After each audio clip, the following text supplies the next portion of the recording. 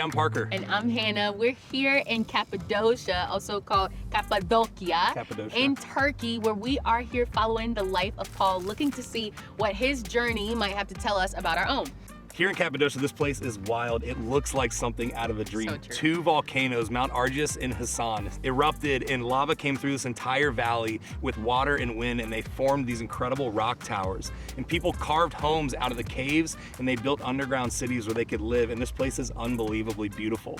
But for the early Christians, it wasn't just beautiful, it was actually survival. That's right, because they took this place as a place of refuge. And so Cappadocia became a space for the early church where they could come and function like a family and escape what was really going on around them, which was persecution, where they could be thrown in jail, they could be beaten, they could be even killed for their faith. And so Cappadocia has a lot to tell us about how Christianity spread, but also how people came around each other ready to go on a really hard but worth it journey.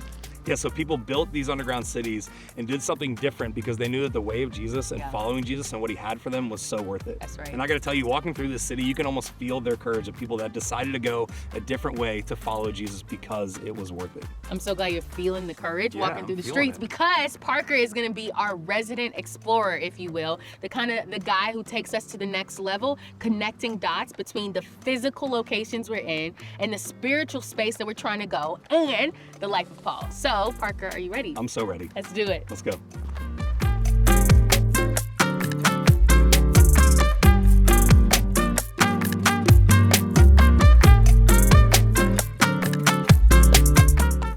Friends, I'm so excited to be here right now, and I know you're probably thinking, Parker, you're standing inside of a rock, and that is true, but it's a really special rock. As you see behind me, there's paintings on the walls. This is the inside of one of those cave churches that we talked about. People have been worshiping here for 1,700 years. Since the 300s, they've been showing up in a world that was surrounded by paganism and people were worshiping other gods. They said, no, we're gonna follow the way of Jesus. And we're in one of those places right now.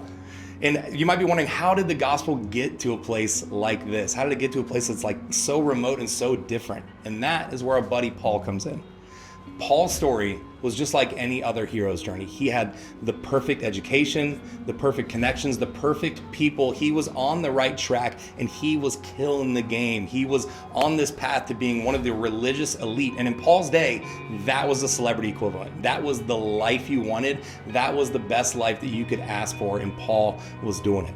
His job was to uphold the law. And so that meant like seeking out anyone that wasn't doing that and throwing them in jail and crushing them. And that included Christians, people that believed in Jesus. So his job in many ways was to go find these people and put an end to it. And so he's getting sent to Damascus, this foreign city. And as he's on his way there, he has this encounter with Jesus. Jesus shines this bright light on him and he's blinded. And he says, hey, Paul, could you stop? What if you didn't do that? These are actually my people. This journey that you're on, that's actually going against what I'm wanting to do. And Paul realizes in that moment that, man, my dream is dead. That dream that I was going after is completely dead. And every step that Paul took towards that dream was pulling him further away from the dream and the journey that God had created him for and that his heart longed for. And so he surrendered to a better story that Jesus had for him. And it was a story that was marked by service, sacrifice, and love. That's why Paul writes in Romans 5 that we rejoice in our suffering, knowing that our suffering produces endurance. Endurance produces character, and character produces hope. And hope does not put us to shame because God's love has been poured into our hearts through the Holy Spirit. Paul didn't just write this, he lived it. He knew that following Jesus is going to be difficult, but we have this hope that Jesus offers and invites all of us into that we can stand on that's rock solid, even when things are really difficult. This new journey that Paul goes on actually changed the entire world, even places like this in Cappadocia.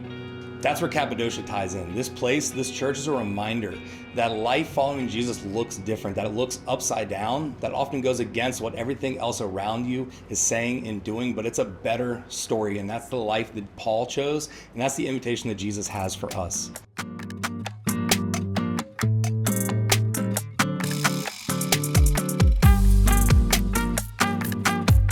Parker, that was so good and so helpful, because what you were showing us is that we don't just want a life that's mediocre or mundane. We want a life that, above all, has impact. I know that I do. I simply want to follow Jesus in a way that leaves a legacy of impact. And so our invitation is for you to join us as we follow the ancient life of Paul, who had a different story and a different journey. And so we're gonna go to his hometown of Tarsus. We're gonna experience the prisons of Philippi. We're gonna go to the stages of Athens, to the messy culture that was Corinth, and then finally to the powerhouse city of Ephesus. Because each place is gonna tell us something different about Paul and what God was doing in him. It's a story of transformation, of hope, of endurance, and of course, impact. See, Paul could have just been a forgotten Jewish leader that nobody talks about, but instead, Parker and I are here exploring his life because he had a life of impact.